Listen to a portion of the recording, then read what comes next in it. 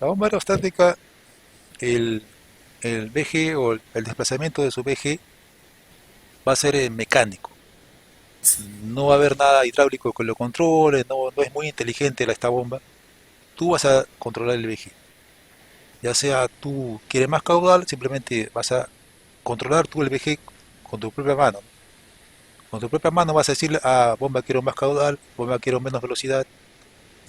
Tú vas a actuar directamente en el VG, ¿no?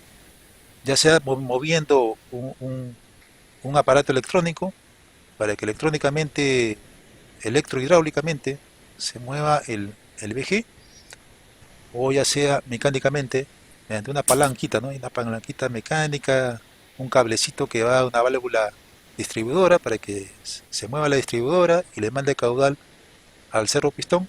Sería un pistón interno que tiene de, de dos entradas para que el VG se dé o se desplace el VG a un VG fijo y se quede ahí en ese VG que quiere, nada más.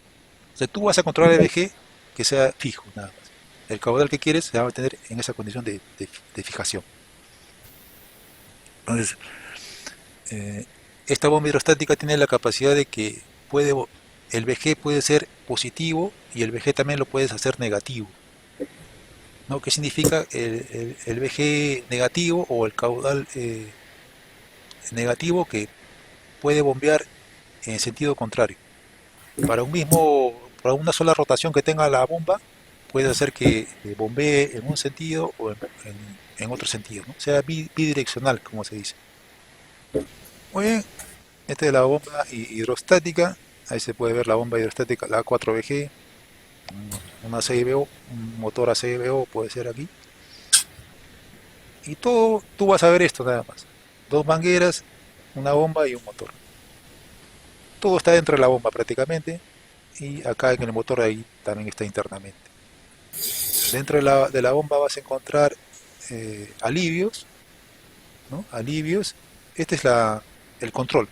Este es el control de mi servo pistón, del Claro. VG, ¿no? Aquí se ve la conexión de que va al plato basculante y yo eléctricamente, electrohidráulicamente, porque estas son salindades proporcionales de corriente variable, va a hacer que se mueva la distribuidora y envíe el aceite a un extremo o al otro para que el plato basculante se desplace en un sentido o en otro sentido y bombee eh, y haga girar al motor en sentido horario o sentido antihorario, ¿no?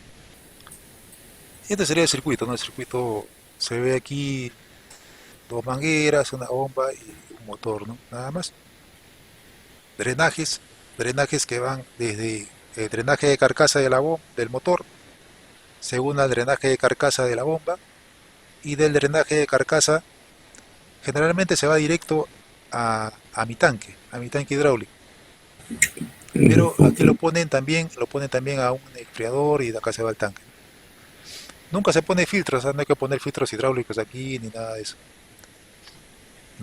¿Ya? No hay que agregar aparte otras líneas que vengan acá, otra línea de descarga que venga por acá, no sé, para que se presurice. Se puede presurizar el sistema de drenaje de carcasa. Y si se presuriza, una carcasa presurizada eh, de manera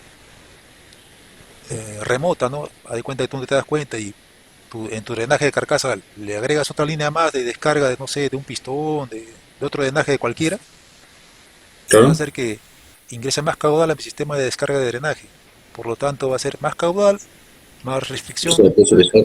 se eleva la presión interna en las carcasas y eh, aparte de que huelen los sellos, los pistones internos de los patines comienzan a saltar. Comienzan a saltar, Comprendo. saltan y comienzan a chancarse contra el plato basculante. ¿Por qué? Porque Comprendo. la presión de carcasa hace que se eleve tanto que los patines se comienzan a despegar de la parte que van pegadas al plato basculante. Es una falla muy específica que ocurre. A veces no se dan cuenta de esa parte, de esa falla, ¿no? En los patines. Los patines a veces aparecen con chaflanes en todos los patines. hasta que se produce la destrucción de la bomba, la bomba de hidrostática se destruye por esa condición nada más de carcasa, de presión de carcasa muy elevada.